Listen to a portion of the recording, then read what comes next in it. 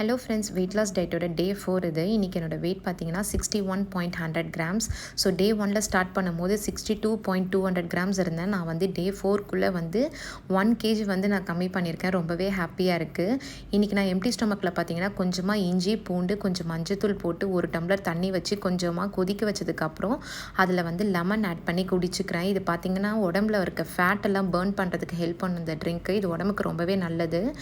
என் husband பார்த்தீங்க அப்படின்னா coffee கேட்டிருந்தாரு. அதை பார்க்கும்போது எனக்கும் டெம்ட் ஆச்சு. பட் என்னை நான் கண்ட்ரோல் பண்ணிக்கிட்டேன். ஸோ உங்களுக்கும் இந்த மாதிரி ஆசைலாம் வந்துச்சு அப்படின்னா வெயிட் லாஸ் அப்போ நீங்கள் வந்து வீக்லி ஒன்ஸ் எடுத்துக்கோங்க, ஒன்றும் தப்பு இல்லை. சுகர் ரொம்பவே கம்மியாக எடுத்துக்கோங்க, ஒயிட் சுகர் எடுக்காதீங்க. ஸோ லஞ்சுக்கு பார்த்தீங்க அப்படின்னா கொஞ்சமாக ஒயிட் ரைஸ், அதுக்கப்புறம் கேரட் பீன்ஸ் பொரியல், எக்கு, அதுக்கப்புறம் வெள்ளரிக்காய் எடுத்திருக்கேன்.